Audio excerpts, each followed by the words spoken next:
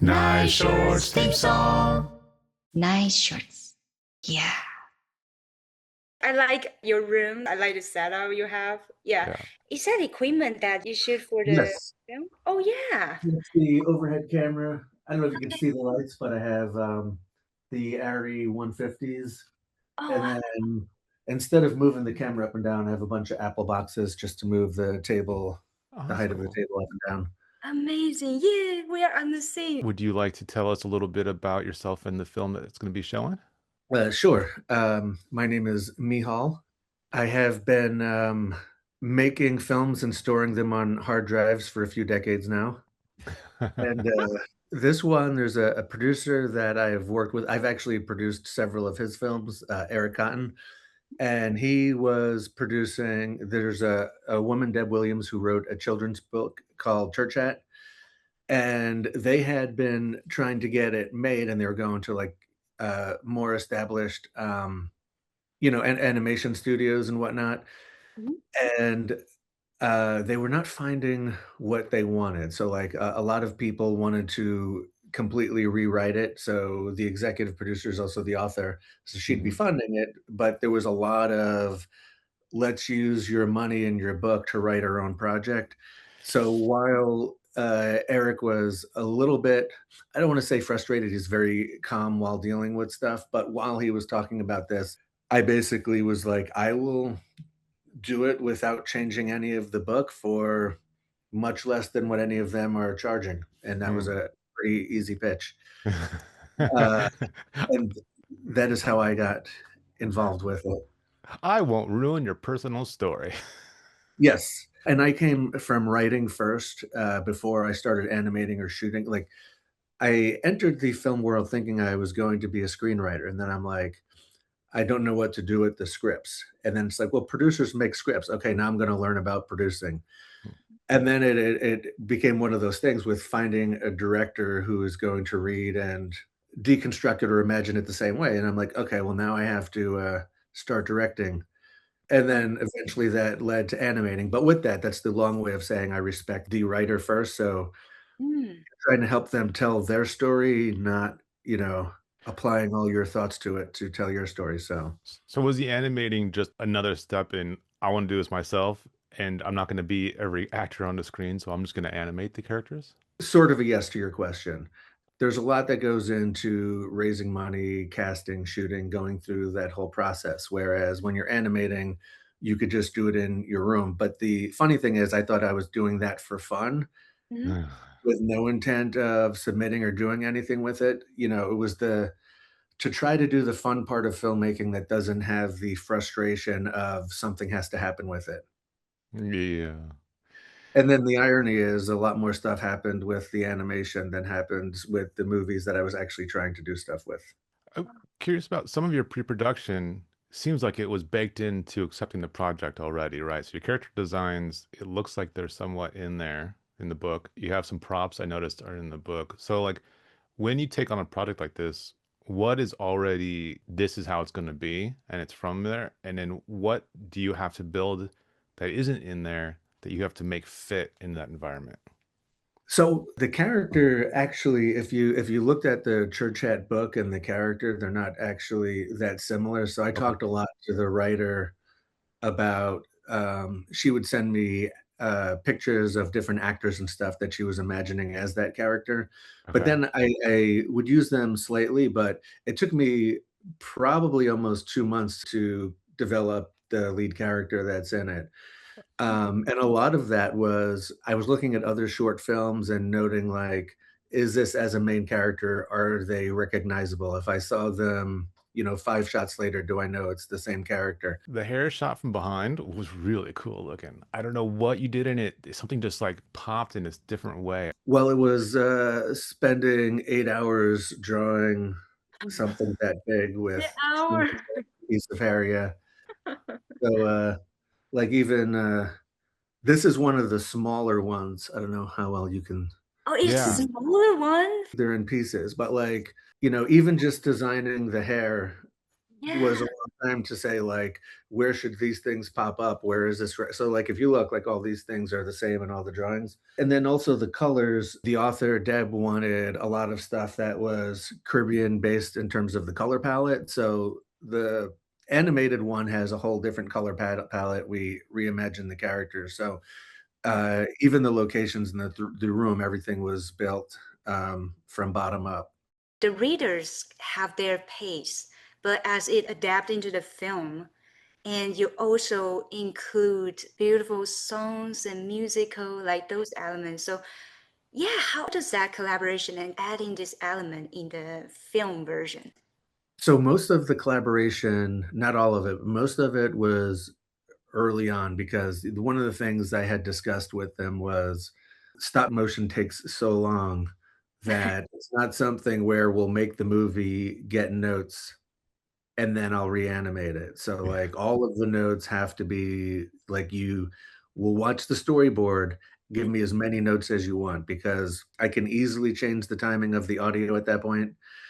I can easily change out storyboards and stuff like that. So we did a lot of talking ahead of time. A lot of the collaborating was her verbally building the story and then sending references before I even got to the storyboarding part. Mm. Uh, Once they received the storyboard with temporary music, with the voice actors, so they got to get a sense of what it might look like afterwards. And then, once I started animating it, they would watch it, so they had the Vimeo link, so every time I dropped a shot in, they could watch it, but they typically would wait, a month or 2 between each viewing. So the 2 times that Deb gave me notes were, one was, I didn't do one of the hats, because the church hat culture is a big culture, so the one of the hats didn't match the voiceover description of what the hat was. Uh, Oh, oh, So that I had to reanimate that sequence. The other one was the whole dance scene was an add-in afterwards. oh, Uh, okay.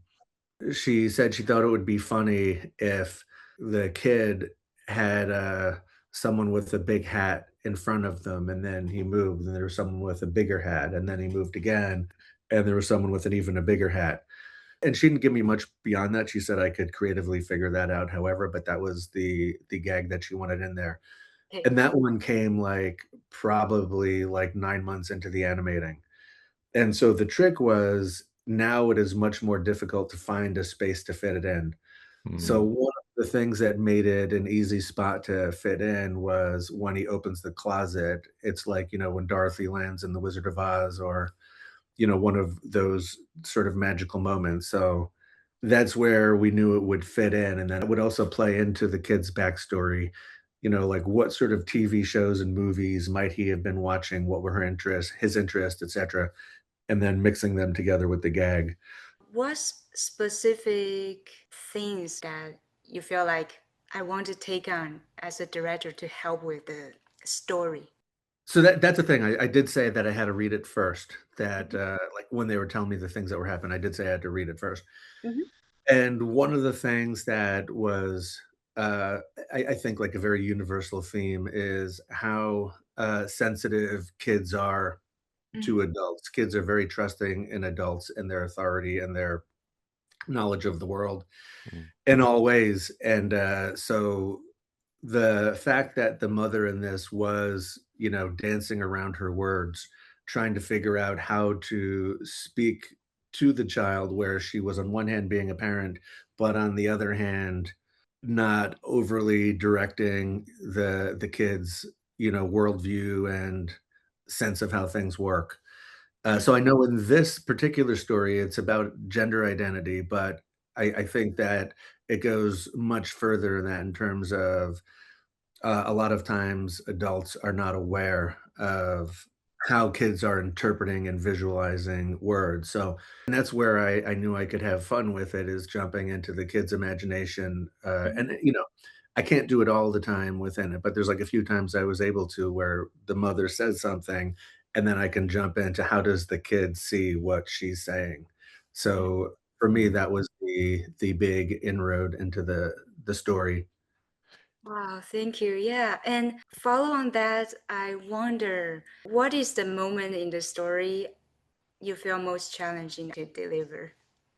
I don't know. It's one of those things where I do so much work with the shot listing ahead of time and so much like deconstructing of the script for the moments Mhm. that I feel like you're capturing it more than you are during the animating. I feel like the animating is more just the executing, and Mm. they both have different challenges. So, on the storyboarding side, I mean, it was so long ago because, animation is a very slow process. So, Yeah. But when is I it what, like storyboarded 8 days or so to do it? uh, a little bit longer, but not Oh, much. This took about, almost a year and a half to do the animating part, and then after that, there's, like, all the post sound and stuff, but so Mm, it was even before that that I was doing the storyboard and breaking it down. mm, But I think, like, the hard part and the fun part sort of overlap, where it is trying to how do you show the audience that this is about, like, the weight that the kid will take on to anything that the parent says. So I think it's sort of the same as the other thing. I mean, there's different levels of like what can you get across with the shot listing, but then also what can you get across with the actor. So I know that when the kid realizes that the parent is on his side, I know that was going to be the hardest acting moment to get a kid to be able to do. So when we were in the studio doing the voice acting, there was a few lines where we spent like an hour just trying to get those lines. wow. Okay. Yeah, and it's funny when Charlize Lee Ralph came in, she is such a professional, she went in Mm. 15 minutes and she was done. She So, totally get it, like feel that character. yeah, like, she did her work, she was completely off script, and, she also has a Jamaican background similar to Deb who wrote it, so she knew who the character was, she was off script, so the only notes I had to give her had nothing to do with her performance, it had to do more with, this is how the kid read the line because they were not in the studio at the same time, hmm. so what she did was a good take, but it was, well, the kid actually whispered that one. So that's the thing where you have to match the cue and impulse of a whisper, not and so those were the only notes just to get the two performances to match well. But otherwise, she was just in and out of the studio. The conversation moment, the boy, he says two times, oh, thank you. So it's like, thank you, and there's a pause, and thank you. Like, emotionally, I totally feel about that recognition and relief. For that part, how do you pace it or how you help the voice actor to deliver that?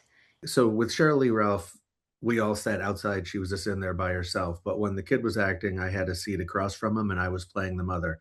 So what we would do is we would act out the scene, give notes, act it out again. And that's the line I was talking about that we spent a lot of time on.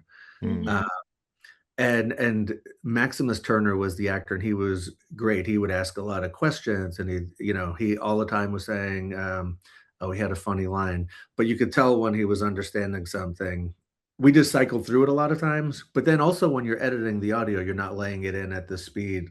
I wasn't manipulating the speed of the words, but Mm-hmm. I am changing like the breaks between words. Yeah. Yeah. So, nothing like a lot of the breaks between sentences, the commas are extended, the pauses are extended. So, Mm-hmm. uh, but the performance is his. I've seen the puppet. I could tell it's real paper. And I see behind you on the Apple boxes, you have a green layer. So I'm guessing you're shooting it all like a multi-plane, but just one plane at a time and then comping them. Yep. Okay, so the mouth on it, is that practical or is that in post? That looks like practical to me, is it? I couldn't I tell because the way it overlapped, I just couldn't tell. don't know if you could see that. So I know I don't have a modern way of doing it. You did your own X sheets. Yeah. This is I the love it. 23 frames per second, and then it'll be like M nothing nothing SL, and then I write the blinks in and everything like that. So if I have two or three characters on screen, I will plan it out by the second. One is like nodding and acknowledging and blinking, so I can do them separate and then they'll fall in together. So I have like Ooh, it's a hundreds of these and on the back, it'll have, like, this is for the A, E sound. Oh, wow. And so when I'm animating, you have, like, if they're happy while they're talking, if they're mad while they're talking, so you just have tons of mouths for each one. Oh, So I will use a combination of the sheet. So that's why I have the dialogue first, and then I'll go through the dialogue, listen, and write down every sound that I hear per frame, make up all the mouths, and then it's just one shot and then changing the lips out for each one. I appreciate Miho's like handwriting of the chart because I do the same thing, and I don't know, somehow I get to memorize more about the moment. Like, hey, this is what I need to do. Kind of, it just felt different from typing do, the digital version. do you guys ever meet someone in real life and as they're talking, you're seeing their lips and hearing the sounds and go, "Hey, yeah, that doesn't match. You're talking wrong." Sort Oh, of. F sort of. uh, not so much in real life, but when I'm editing, it used to be really difficult if you're using, like, a different audio take or if you're getting wild lines or if you're trying to match 2 things, and, now when I'm scrolling, I can like, as I pause in different spots, I know the letters. Another thing is there a specific reason or is because that's what your strength? So you go into the cutout animation, the stop motion. For the story, I'll talk from their perspective first. Mhm. Because it is for a kid, they felt like the feel of stop motion, like you could almost feel like the tactileness of it through the screen. So for this movie, they wanted stop motion just because they felt it was you know more hands on for a kid can come through. Um, for me, I don't know a lot about how computers work, so Okay. it's a lot easier to take a picture, move a piece of paper, take a picture, move a piece of paper. And it's Mm. also fun building puppets, like the puppet building actually takes more than the animating. Mm, Uh, but it's also a lot of fun, which is one of those things where I wanted to do it just for fun. Like I didn't really want to ever get hired to do stop motion because anything that where there's a timeline associated mhm, with something that takes so long, mhm. while also having to have a full-time job, it adds stress to something that's supposed to be a lot of fun. So, like, building the puppets is a lot of fun, but sometimes it'll take me, like, a week or 2 weeks to build out a puppet, which is not good on a paid job, but is Oh, a lot of fun if no one cares. Yeah. yeah, I am so excited for people to see this film on a big screen because the detail about those head design, the detail even on your background, like all the stroke. It really fits the where the story comes from too, of it being a children's book with the pages like an Yeah, illustrated book. It's cool. yeah. Just because 'cause you're talking about that, some of the Oh, yes. Wow, I didn't know it's that big. Wow. The Oh, the crown. crown. This is Yes. massive. You've Yeah. drawn hundreds of mouths. Are you amazing at mouths now? I yeah, I know the shapes of mouths for speaking, so mouths are good. Uh,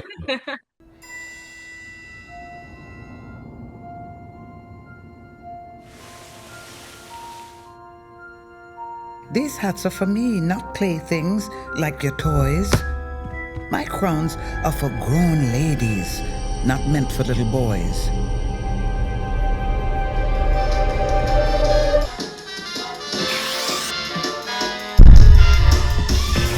I know. I want to wear hats too. And go to church with my own crown. Dressed up to look like you. You should always be yourself. We're always on your side.